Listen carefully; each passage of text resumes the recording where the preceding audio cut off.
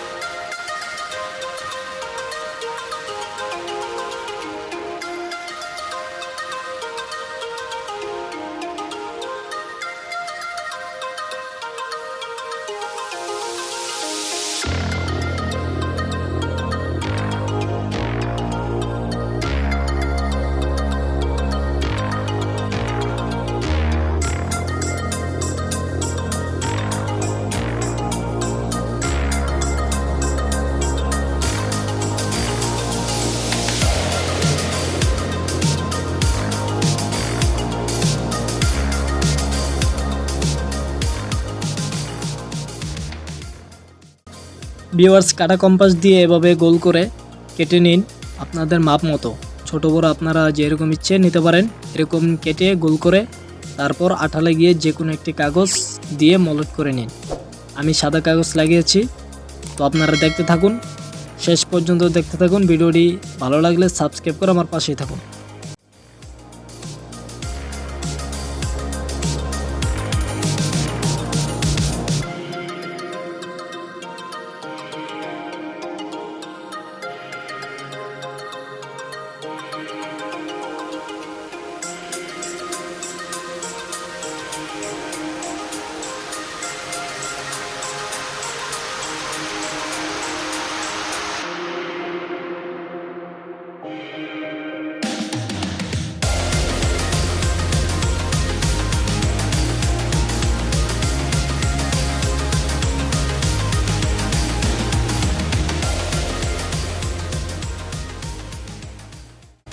Viewers, এরকম কাগজ পেঁচিয়েছি আমি মোট 33টি। আমার 33টি লেগেছে, এই জন্য আরও কম বেশি লাগতে পারে। তো আপনারা ওই মাপ নিয়ে বানিয়ে ফেলুন।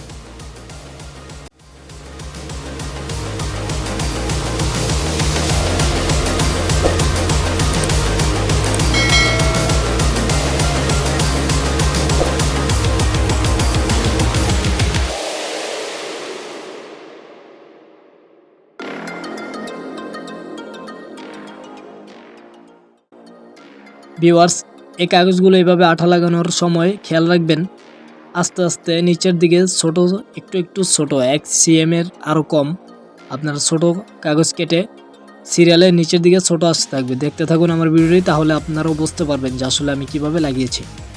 না টেনে শেষ পর্যন্ত দেখতে থাকুন, তাহলে আপনিও বানিয়ে ফেলতে পারবেন খুব সহজেই কাগজের কলমদানি।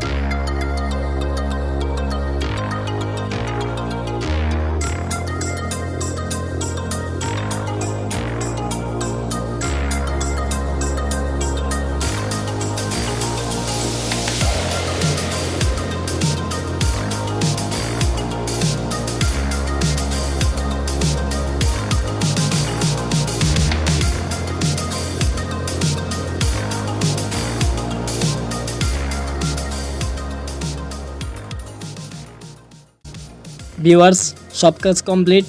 এখন একটু সৌন্দর্যের জন্য পুঁতি লাগাবো। যে কোনো একটি কালার পুঁতি নিতে পারেন আপনারা। তো আমি লাল কালার নিয়েছি। লাল কালার পুঁতিটার উপরে বা 3টা পরপর বা 4টা পরপর যে কোনো একটা ডিজাইন করে আপনারা লাগিয়ে ফেলুন সৌন্দর্যের জন্য। তো আমি লালটা লাগিয়েছি। ভিউয়ার্স, দেখতে থাকুন শেষ পর্যন্ত।